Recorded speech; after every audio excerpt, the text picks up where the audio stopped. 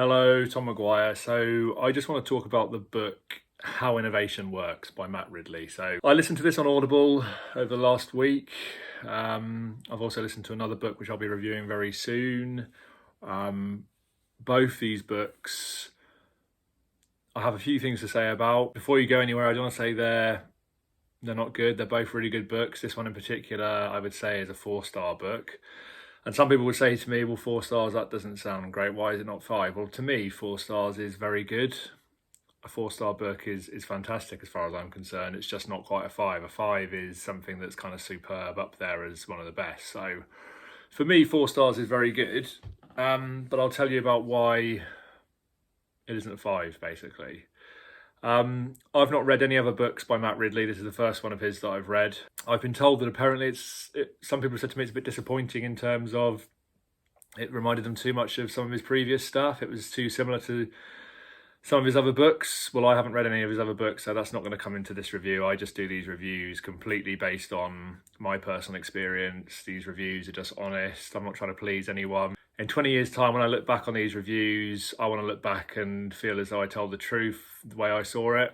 I don't want to look back and think that I was trying to please people. That would be a massive disappointment for me. So he basically is kind of saying, innovation's obviously a really important thing, isn't it, when we're talking about personal development? Being innovative is a big part of being creative. It's a big part of being entrepreneurial if you want to be successful in business and things.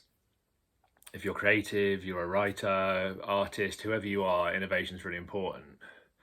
And it's really important to society in general as well. And he just goes through innovation, literally how it works, like it says on the tin. He basically says how this eureka moment is basically a myth. We're told by different stories how people jumped out the bath and had this eureka moment, or an apple fell on certain people's heads and things, and these really are just stories. What he's basically saying is that innovation is something that happens between lots of different people, trying lots of different things, failing, succeeding, trying, working hard, and they come together and they innovate and they improve. And actually he says that innovation is the ability to bring something to market that's actually going to sell and actually going to improve life to a certain extent. So you can have someone who comes up with this fantastic idea. You can have the pioneer who is the first person to think of something. But until someone comes along and actually makes it realistic and makes it sellable and makes it something that's going to make a difference to people, it's kind of a bit of a waste of time. So he's basically saying that innovation isn't that, it's not that straightforward as just thinking of something, being this hugely creative person who just comes up with this idea. And that's quite a relief, really, I think, to most people. It's a relief to me because I think we tend to be brought up to believe that we have to be so creative and imaginative and sort of magical that we're able to just think of something, just pull something out of the hat that's completely original. It doesn't work that way. He basically likens it to evolution, and he basically says that there's no point in time where you could say that yesterday computers didn't exist and then the next day they did. It's kind of a slow process. Things adapt and they change and they evolve. In the same way, he says that you couldn't say that one day there was an ape that gave birth to a human being. It's something that kind of happens and evolves over time. So I thought that was quite an interesting comparison. Quite a good way of putting it, actually. He talks about the threat of so much bureaucracy that we have in this country and in Europe, where innovation is stifled because we're told we can't do certain things. Innovation needs people to be able to make mistakes, to test things, to try things, to get things wrong. That's how innovation works and gets there. And he basically says that countries like China have that kind of freedom. Although they're communists, they have that freedom to kind of make mistakes and they're encouraged to just get on with things. And that's where we're going to see most of the innovation in the coming years, which is a little bit worrying. He goes on to say how well that's going to continue is debatable, obviously, with a communist government who just want to take everything that they can and not necessarily give that kind of credit where credit's due. But that's what innovation needs. It needs people to, we're always talking about in personal development, we're talking about making mistakes, trial and error, taking risks, being courageous, all of that stuff. That's what innovation needs. He says that basically inventions are ideas having sex, which I thought was a bit cheesy, but it's a fair point. I think it's kind of these different ideas that people have, they come together and they kind of, their offspring are these innovations, basically, these new breakthroughs.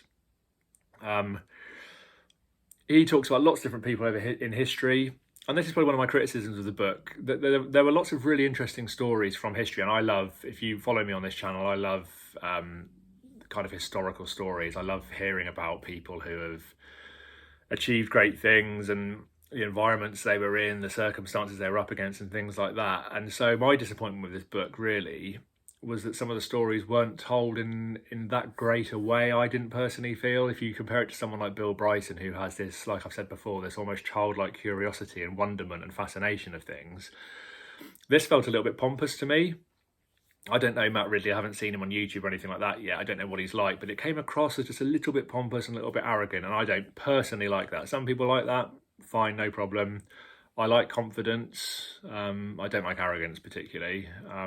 That might be because I don't like the arrogance that I find in myself sometimes, potentially. That's usually when we don't like things, when we see it in other people, it reminds of us potentially. But I like to think generally I'm fairly confident and not too arrogant, but we're always working on things, aren't we? So that's just something I found.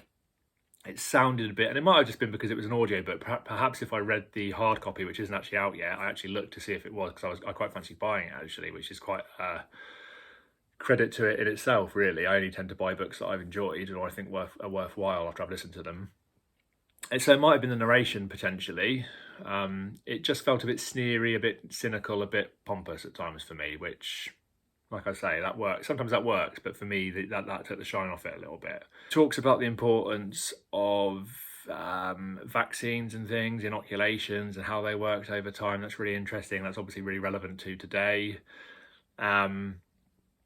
He talks about whooping cough vaccine being developed in the 1930s by Pearl Kendrick and Grace Hevering. They did it in 4 years, apparently. And he's saying how it still takes years to make a vaccine, and vaccines they're not profitable, because once you've got them out there and the problem's been solved, they're not going to carry on selling like something such as a statin, for example. So because they're not profitable and because we've been so short-sighted, and even though there's been lots of people, scientists, saying that we're going to be hit by something fairly soon, and we have been with COVID-19, obviously, companies haven't sunk much money into it. Governments haven't sunk much money into it, unfortunately. So that's why everyone's had to work like absolute hell over the last months to suddenly become innovative and try hard and get it done, because they've been under pressure to do it. But it's that short-sightedness that he talks about, which is a concern, basically. So yeah, he says innovation is badly needed for vaccines. Of course it is, and that's potentially a big problem. He mentions people such as Rudolf Diesel, who's got a really fascinating story behind him. He was a guy who obviously came up with the diesel engine, which has gone on to power the world, basically, as far as kind of agriculture. And he had an interesting life and died in quite fascinating circumstances. So I think that could have been made a bit more of that sort of thing, because that's the kind of thing that makes these books really interesting, I think. Talks about the Wright brothers as well. That to me is a really fascinating story. I love the idea of those guys, and they were apparently just the hardest working brothers. They just worked really hard and just innovated and just kept going and kept making mistakes. And that's the thing. He talks about how innovation is kind of meant to come around at the time it does. He basically says that if Edison didn't invent the light bulb, someone else would have done. There are about 20 other people who had kind of invented it at the same time or come up with it, but it was just a case of the right person putting it in the right time and place to actually getting it finally done. He talks about I've heard this story before, wheels on suitcases, and how long that took to come to light and actually happen. That was started years before it actually started getting into place.